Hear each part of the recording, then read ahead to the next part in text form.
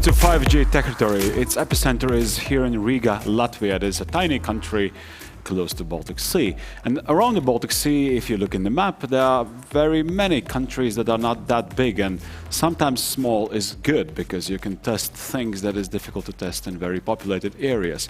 And that also goes, of course, for technologies like 5G and others. Now we will have a fireside chat with two gentlemen from two small countries, Latvia and Estonia. Viesturs, the floor is yours. Thank you. Ralf-Martin, it's a pleasure to have you here for a small but punchy fireside chat.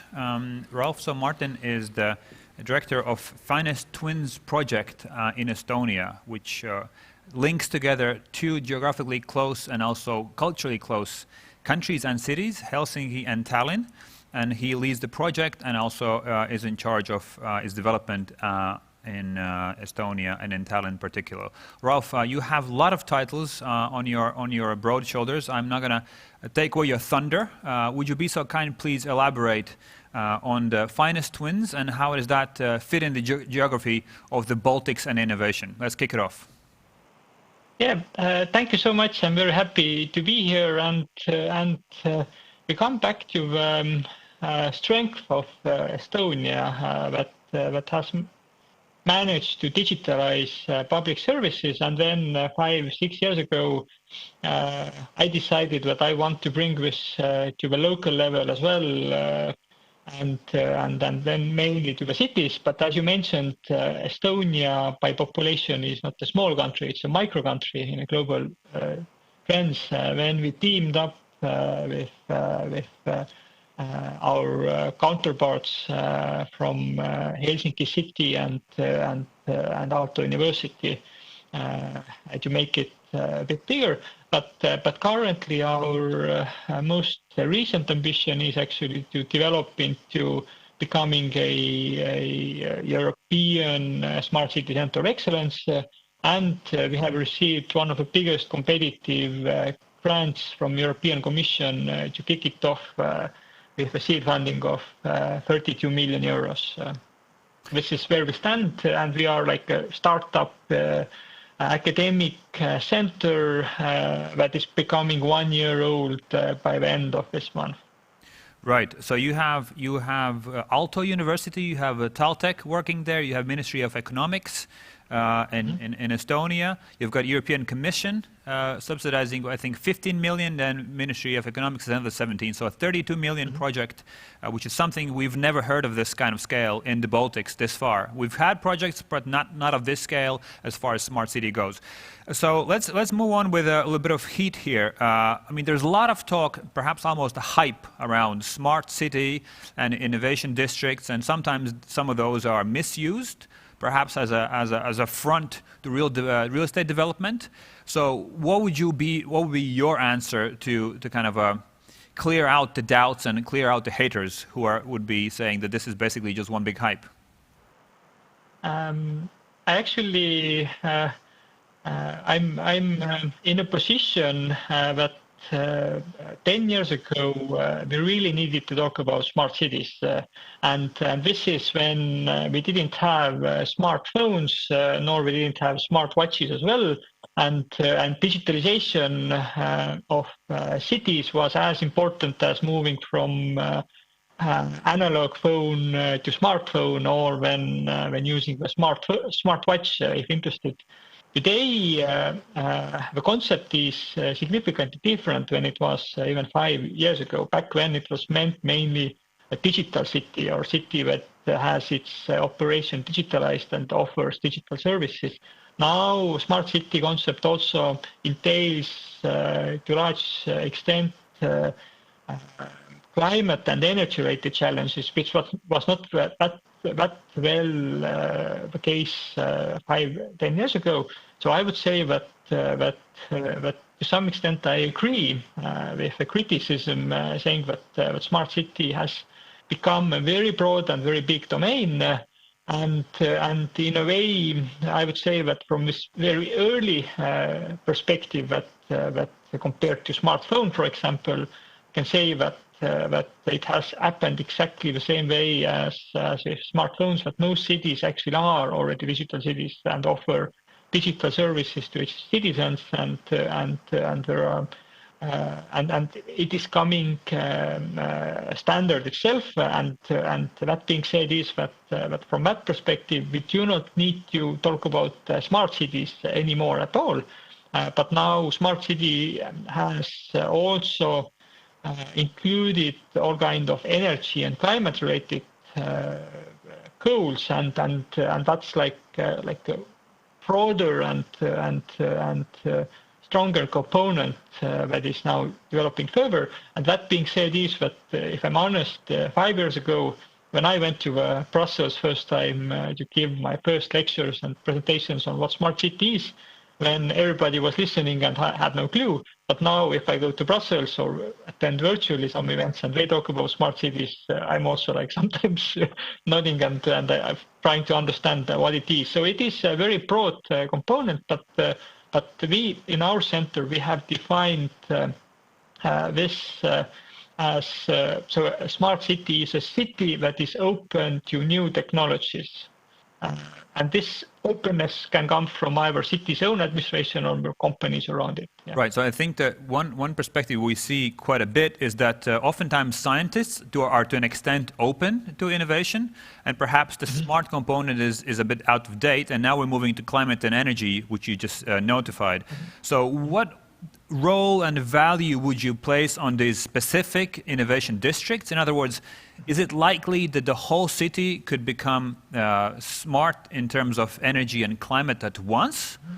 Or, I mean, obviously I'm leading you to the answer of the role of the innovation district or distinct territories in the city. I mean, how would you do that in your case, in Finest Twins, in Helsinki, in Tallinn? Do you have designated areas where you pilot things as far as the climate and energy issues goes? Would you be able to elaborate on that a bit? Yes, these innovation districts are extremely important, and Tallinn, definitely Ülemiste city area, is the strongest innovation district what we have, both in terms of capitalization of brain, so to say, so all the key IT companies are there, but also in terms of energy related goals that the district itself is already now approaching to become like climate neutral by its electricity consumption. So it is, and it is very important when talking about innovation pilots that we start small. So it is very difficult, for example, to develop the entire city as a smart from scratch. But another example from Helsinki side is Kalasadama area, which is one totally rebuilt area close to the city of the central city that has been developed using all the smart city definitions and technologies. But if you would run it at the same time in all parts of the city, that would be too extreme. And when it's a testing phase, it's better to smart up small and test it in one district, and if it works, then scale it up to the entire city level. Right. So moving on, because we have about 6 minutes left and 3 more questions I'd like to cover. So, I mean, one crucial issue is how do you build trust? Because, I mean, you're literally moving between the state level, municipal level, companies, and the academic sector. There's at least 4 different parties working among themselves, and you still need to get results on. I mean, 1 or 2 years within a project, what have been the key learnings from this project? How do you establish the protocols to use the IT verb here? Yeah, it's always difficult. Our positive side is that our network is mainly 2-country network, so that is not going beyond it, at least from a core component. But it is the biggest challenge to bring all the participants on the same level. And our approach is selecting our investments into the pilots. So we have decided to invest approximately half of our initial funding to actual hands-on pilots. And we have decided to make this as the clue to bring together cities, researchers, and governments in a way that that we have been mapping urban challenges of the cities, and we are running, or we're currently in the evaluation phase, but we recently run a totally globally open idea competition to select our investments into the pilots. That being said, is that the ideas can come from citizens, from cities, from researchers, or from a government. Just to clarify, so what you're saying that the buy-in from the municipalities is one of the ways how you build trust and ensure that the project wouldn't die along the way? Mm-hmm. So I would say that the very important part when dealing with the municipalities, for example, is to understand what are their actual challenges. So because very often we go as companies, as researchers, we go with our own idea what those challenges are, or we go with our own solution-minded setup that we want them to use this. And this also is in the field of telecommunications, 5G, in all kinds of setup is that we have our own setup and understanding what cities want. But we turned it around and we actually went with pretty much blank sheet to cities and started investigating their challenges by surveying, interviewing them, having joint workshops, and then consensus meetings as well. Then in the end that we agreed upon 10 biggest challenges what the Estonian local governments have. And that is important because in this case you build trust and you show the cities that you really want to face their challenges, not you don't want to offer like your solutions only, but check. So what you're saying is that instead of going top down, you go from design perspective, which is bottom up, and using for the UX the needs of the user first. And once we have clearly defined object or problem that we're trying to solve, that helps for those in the process to deliberate on the main focus and the main steps that follow ensue. So you just finished the first Smart City Challenge, and we're about halfway through with our last question here. You had the first Finest City Challenge. What were the results? I know Jelgava participated as well. And are you happy with what cities submitted and how the deployment is going right now?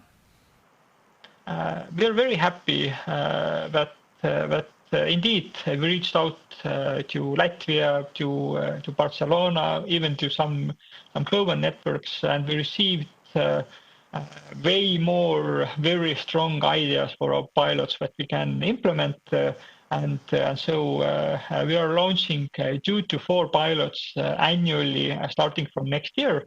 And for the first intake we received 71 quite strong ideas, and now we are in the evaluation phase to understand the strongest ones. So we are very happy, but on the other hand we did this kind of open crowdsourcing first time, and we definitely did it pay off? Did it pay off? Yes, it did.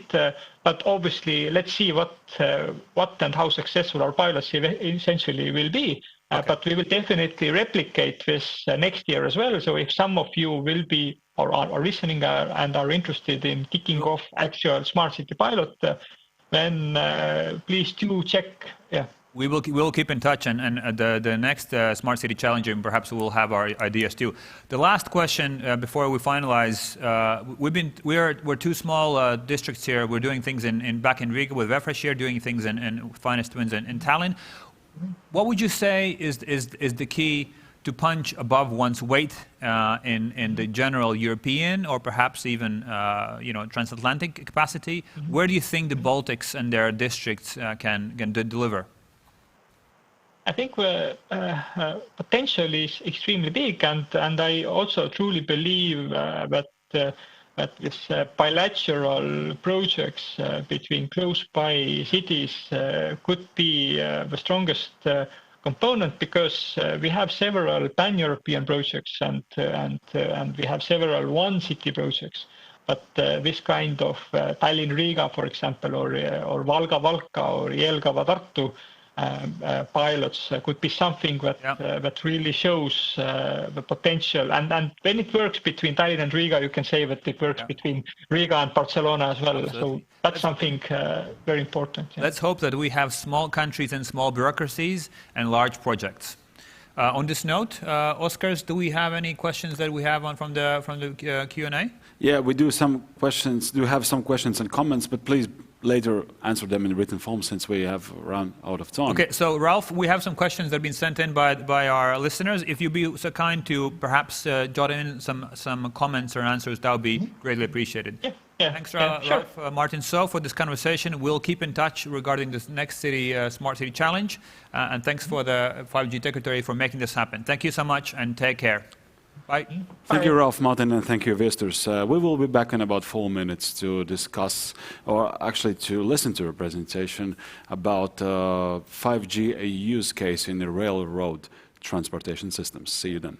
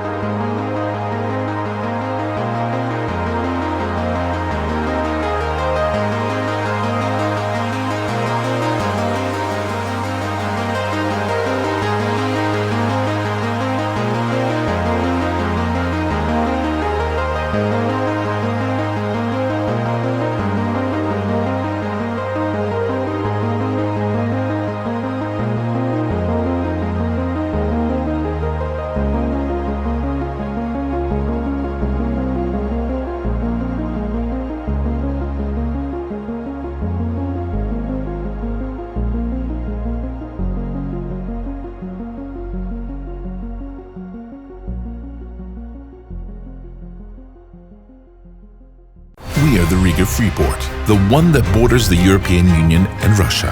The world may have seen bigger ports, but when it comes to quality, whether it be our team, technology, or logistics, not many ports have the same standards as we do. We will be glad to work with you and support you in developing infrastructure. We will meet and guide your ships to the pier, and we will send them to their next destination. Riga Freeport. Big in business, big in quality.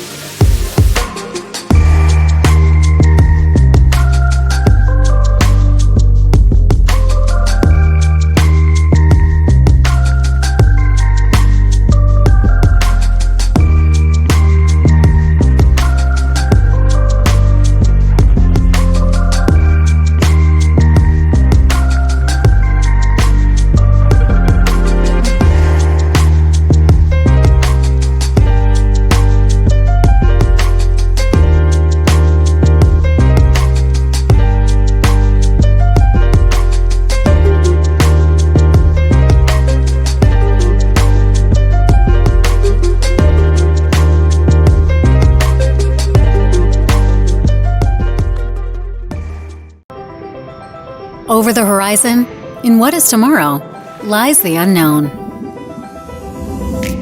Applications we can't imagine today will change the way we live and suddenly become the norm. 5G is the path forward. However, it requires a staggering investment that means missteps aren't an option. Cisco provides the most important pieces of that investment, a flexible software-based service creation platform, security, and automation. Pay-as-you-grow licensing removes the risk in your journey to 5G and gives you the agility to move quickly.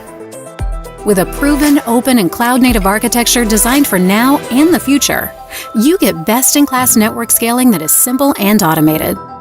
Proprietary barriers disappear, and new revenue opportunities open. Services can be deployed when and where customers need them.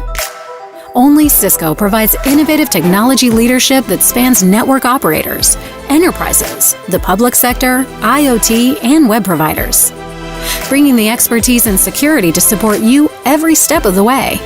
With a flexible cloud-to-client approach, you can be ready to provide the unimagined. Between the needs of today and the trajectory of tomorrow, there's a bridge. Cisco, the bridge to possible.